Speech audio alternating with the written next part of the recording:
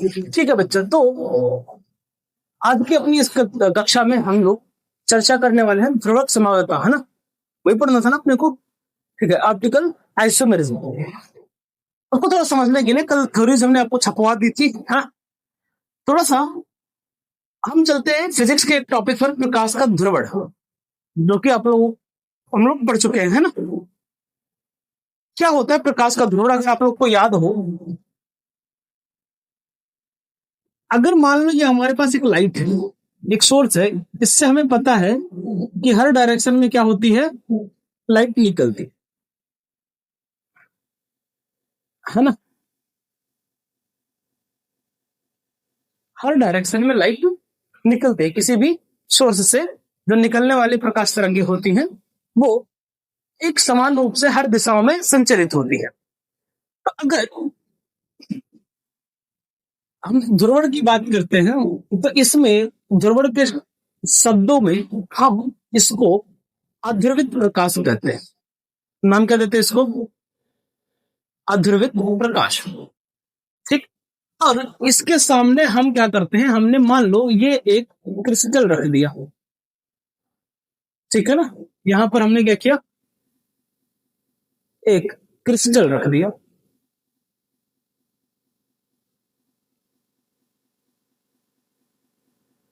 अच्छा, मेजरली यहां हम जो जिस क्रिस्टल का इस्तेमाल करते हैं वो हमारा टूरमैलीन क्रिस्टल हो। टूरमैलीन क्रिस्टल का हम इस्तेमाल करते हैं और ये इसका अक्ष होता है। ध्रुवण में हम ये पढ़ते हैं कि जो भी क्रिस्टल का अक्ष है, ठीक है, जो भी लाइट रे इसके समांतर होगी वो तो इससे पार चली जाएगी। बाकी क्या होंगे कि इसके द्वारा, अब आप इमेजिन करो कि एक लाइट रे सीधा ना जा करके, ठीक है, जो इसके समांतर, ये मान लो इसका अक्ष है जो हमारी दोनों फिंगर्स के बीच में प्लेस है, जो भी लाइट रे इसके पैरेलल जाएगी वो तो सीधा चली गई, पर जो इससे टेढ़ी हुई वो ये क्या कर देगा, ब्लॉक कर देगा, उसको नहीं जाने देगा। तो जो लाइट रे इसके पैरेलल होगी वो लाइट रे इससे बाहर निकलेगी। तो हमें ये बात पता है, हमने मान लिया ये कुछ लाइट इससे बाहर निकल रही है, और जो लाइट इससे बाहर निकलती है, ठीक है, वो सिर्फ इस अक्ष के समांतर ही होगी। इसको हम अलग नाम देते हैं, जिसे हम कहते हैं ध्रुवित प्रकाश या समतल ध्रुवित प्रकाश, plane polarized light, PPL. Okay, अब यहां से ना आगे की हमारी घटना आती है ध्रुवण समवेता। अगर हो सकता है कि यहां पर मैंने कोई लिक्विड भर दिया, यहां पर मैं क्या किया, कोई भी एक कंपाउंड, एक ट्यूब ली और इसमें इस लिक्विड को भर दिया, ठीक है। तो हम ये देखते हैं कि हमने जो भी लिक्विड इसमें भरा है, हो सकता है कि वो इसको घुमा दे। मतलब अगर आप बात करो तो मान लो था तो पहले तो ऐसे था सीधा, अब ये इसको दो तरीके से घुमा सकता है। पहले तो ऐसे था ना यहाँ, लेकिन जब हमने ये रख दिया, आपका लिक्विड रख दिया या कंपाउंड रख दिया, तो इसने क्या किया, हो सकता है कि ये इसको क्लॉकवाइज घुमा दे या हो सकता है एंटी क्लॉकवाइज घुमा दे, ठीक है। तो यहां पर मान लेते हैं हमने इसको, एक संभावना ये है कि भैया इसने कैसा घुमा दिया, क्लॉकवाइज घुमा दिया। तो अगर उसने इसको क्लॉकवाइज घुमाया, ठीक है ना, तो इस यौगिक को हमने क्या नाम दिया था, अगर ये क्लॉकवाइज घुमा रहा है तो इसको हम लोग क्या कहते हैं भैया, दक्षिणावर्त। क्या कहते हैं इसको, दक्षिणावर्ती घूर्णक नाम दे देते हैं, डेक्सो रोटेटरी, क्या बोलते हैं। अगर ये क्लॉकवाइज घुमाता है तो यानी दक्षिणावर्त घुमा देता है, तो हम इसके लिए वर्ड यूज करते हैं, कौन सा, डी वर्ड अल्फाबेट का इस्तेमाल करते हैं, डेक्सो रोटेटरी, है ना, दक्षिणावर्त घूर्णक, ठीक है। अच्छा, अब अगर ये इसको एंटी क्लॉकवाइज घुमा देता है, क्लॉकवाइज घुमाया, तो इसके लिए वर्ड डी यानी डेक्स्ट्रो रोटेटरी वर्ड का यूज करते हैं, दक्षिणा घूर्णक कहते हैं। और अगर ये उसे एंटी क्लॉकवाइज घुमा देता है, कैसा रोटेट करवाया, एंटी क्लॉकवाइज रोटेट करवाया, तो उसके लिए हम एल लिखते हैं, लीवो रोटेटरी, है ना। ये हम कहते हैं वामावर्त घूर्णक या वामा घूर्णक नाम दे देते हैं इसको। तो इस तरीके से हमें मान लेते हैं कोई कुछ ऐसे 50 से अधिक यौगिक हैं जिनमें ये लक्षण पाया जाता है, जिनका अणुसूत्र समान होगा, लेकिन अगर उनका अलग अलग स्ट्रक्चर रखें तो ये हमें देखने को मिलता है, एक क्लॉकवाइज घुमा देगा और एक एंटी क्लॉकवाइज घुमा देगा। अब यहां पर ना ये हमारे पास बात आती है, तो इसको हम लोगों ने कह दिया घूर्णिक प्रकाश। क्या नाम दे दिया इसको? घूर्णिक प्रकाश। अब सुनना यहाँ पे ध्यान से, ये मुख्यतः कायरल अणुओं में देखने को मिलता है। अब सवाल आता है सर ये कायरल अणु क्या होते हैं, है ना? कायरल है भैया, सॉरी। अब सवाल है कि सर ये कायरल अणु होते क्या है? तो मुख्यतः अगर हम कायरल अणु की बात करते हैं तो ये वह अणु होते हैं जिनका इमेज, जैसे मैं एक बात करता हूं, ठीक है, अच्छा इसको रख दो भाई, मान लो ये हमारा पंजा है, अब इसको मैं किसी दर्पण के सामने लेके जाऊं, ठीक है ना, तो इसका इमेज क्या बनेगा? ये वाला पंजा। और अगर मैं उसके मिरर, ये मान लेते हैं मिरर इमेज है, अब इस पंजे को मैं इसके ऊपर ले तो ये पूरा का पूरा इसको ढक लेगा कि नहीं? ठीक है, तो ये इसका पूरा इमेज जो प्रतिबिंब रूप है वो इस पे पूरी तरीके से अध्यारोपित हो जा रहा है, पूरी तरीके से ढक ले रहा है। और दूसरा ऐसा हो सकता है कि भैया जैसे देखो, मान लो मैंने ये सर्किल बनाया और इसका इमेज रूप लिया, तो इमेज में तो सर्किल ही बनेगा, तो ये सर्किल इसको ढक लेगा कंप्लीटली, है ना। लेकिन अगर वही मान लो मैंने यहां पर एक अल्फाबेट ले लिया एफ, अल्फाबेट हमने क्या लिया? एफ, तो इसका इमेज फॉर्मेशन कैसा होगा? इमेज में तो ये ऐसा दिखेगा, दर्पण में तो ऐसा दिखेगा ना। अब क्या अगर मैं इस एफ को उठा के इसके ऊपर रखूं तो क्या पूरा पूरा ढकेगा कि नहीं? क्योंकि अगर आपने इस डंडे को पकड़ के इस डंडे पे रखा तो ये वाला खाली रह जाएगा। अगर आपने ये वाली जो दोनों डंडी है, ये वाली अगर इसको ढकने की कोशिश की तो ये वाला इतना इसके नीचे वाला बच जाएगा, क्योंकि ऐसे बनेगा ना, तो ये बच जाएगा। तो ऐसे अणु जिनका इमेज फॉर्मेशन हम जब लेते हैं तो प्रतिबिंब रूप एक दूसरे पर अध्यारोपित नहीं होते, वे कायरल अणु कहलाते हैं। समझ आई बात? ऐसे अणु जिनकी जो संरचना है उनका प्रतिबिंब रूप एक दूसरे पर अध्यारोपित नहीं होता है, इन अणुओं को हम कायरल अणु कहते हैं। और इस प्रॉपर्टी को अणुओं की हम कायरलता कहते हैं, कायरता नहीं, कायरलता। ठीक, तो मुख्यतः ऐसे यौगिक हमें क्या देखने को मिलता है? ध्रुवक समावयवता देखने को मिलती है। ठीक बात, इतने तक में कोई समस्या हो तो बताओ भैया, बताओ यहां तो कोई दिक्कत है? तो अब एक एग्जांपल ले लेते हैं, जैसे मान लो हमने एक एग्जांपल लिया कोबाल्ट, ठीक है, यहां पर इसके नेट चार्ज हमने मान लिया 3n। En क्या है? द्वितंतुर लिगेंड है ना, द्वितंतुर लिगेंड है, तो ये डोनर होगा।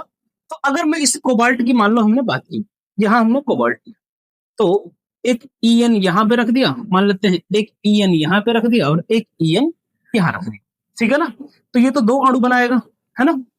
चलो एक ये हो गया, ये भी दो बनाएगा, ठीक, और ये भी क्या करेगा? दो डोनर होगा, सही बात है। अब अगर मैं इसका इमेज फॉर्मेशन ले लू, मैंने कहा इसका इमेज रखो, इसके आगे मिरर रख दो, तो इसका प्रतिबिंब रूप यूं बनेगा। हाँ सर यूं बनेगा, और जब ये घूमेगा, जरा इमेजिन करो, ये ऐसे तो बनेगा इमेज उल्टा, है ना। तो ये दोनों En इधर आ जाएंगे और ये वाला En इधर आ जाएगा, जिस तरीके से हमें ये दिखाई देंगे, है ना। हालांकि CO भी पलट जाएगा, CO भी पलट जाएगा, बट मेनली ये स्ट्रक्चर होगा। तो आप इमेजिन करो, अगर मैं तुमसे कहूं ये उठा करके ऐसे रखो, क्या ये ढक पाएगा? इसको नहीं ढक पाएगा। क्यों? क्योंकि ये दोनों तो यहां आ जाएंगे, ये खाली रह जाएगा और ये सिंगल वाला बेचारा यहां बीच में आ जाएगा, तो इसको कंप्लीटली ढक नहीं पाएगा। तो ये जो समावयवता होती है इसी को हम क्या कहते हैं? ध्रुवक समावयवता कहते हैं। अब ये मैटर करता है कि अगर दक्षिणावर्त घुमा रहा है तो डेक्स्टो रोटेटरी डी लिखेंगे, वामावर्त घुमा रहा है यानी एंटी क्लॉकवाइज, तो उसके लिए लिबो रोटेटरी यानी कि एल वर्ड का इस्तेमाल कर। कोई समस्या? छापो इतनी बातें।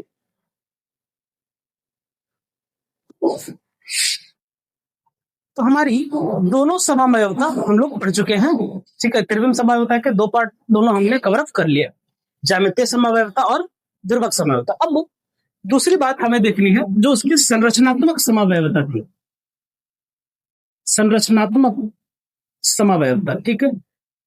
इसमें हमें मुख्यतः 4 प्रकार से पढ़नी है। कितनी समावेयता इसमें भी देख लिए, छोटे छोटे हैं, ज्यादा कुछ दिमाग नहीं लगाना है, ठीक है। तो जिसमें हम पहली समावेयता की बात करते हैं, पहली समावेयता हमारे पास है जिसको हम बोलते हैं आयनन समावयवता। आयनन समावयवता, देखो इसमें होगा क्या, सिर्फ इस समावयवता में आयन बदलेंगे, केवल क्या होगा, आयन बदलते हैं, बाकी सारी चीजें हमारे पास में सेम रहती है। एक एग्जांपल ले लेते हैं, जैसे हमने ले लिया CO NH3 Br और यहां पर SO4 ले लिया, ठीक है, ये हमने ले लिया।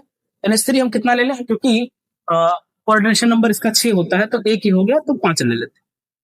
एक यौगिक हमने ये ले लिया। अब इसको अगर आप पानी में डालोगे ना, तो आयन क्या बनेगा, इसका जो आयन बनेगा ना, ये अलग होगा और सल्फेट आयन अलग बनेगी, है ना, यही तो होगा। अगर इसको हम पानी में डालेंगे तो इसका सल्फेट आयन अलग हुआ, ठीक, और बाकी ये आयन अलग बना। लेकिन अगर मैं एक और कंपाउंड मैंने ले लिया CO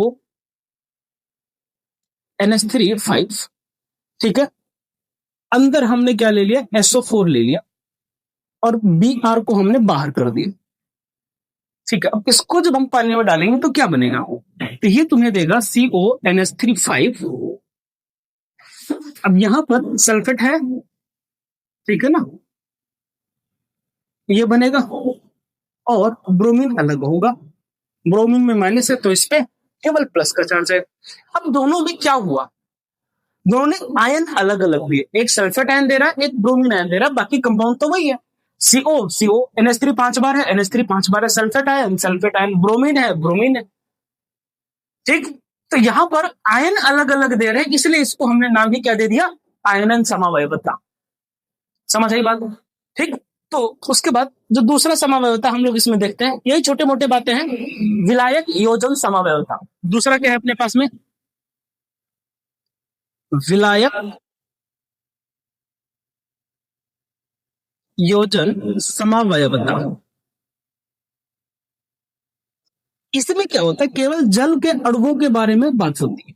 विलायक योजन का मतलब क्या है भैया, कहा किस में विलयन हो, जल में, ठीक है। तो इसमें हम केवल जल की बात करते हैं। हमारे पास एक एग्जांपल है, बेहतरीन वाला एग्जांपल है, ठीक है, जैसे चलो यही ले लेते हैं, क्या है, चलो लेते हैं क्रोमियम H2O 5 बार है, Cl और Cl2, ये हमने ले लिया एक एग्जांपल हमारे पास में, ठीक है ना, ठीक। या Cl3 यहीं पर ले लेते हैं, चलो रुको, अलग अलग रूप बनाते हैं, इसका समावयवता लिखना है, इसलिए इसको यहीं लिख लेते हैं। एक और मान लेते हैं सेम ऐसे Cr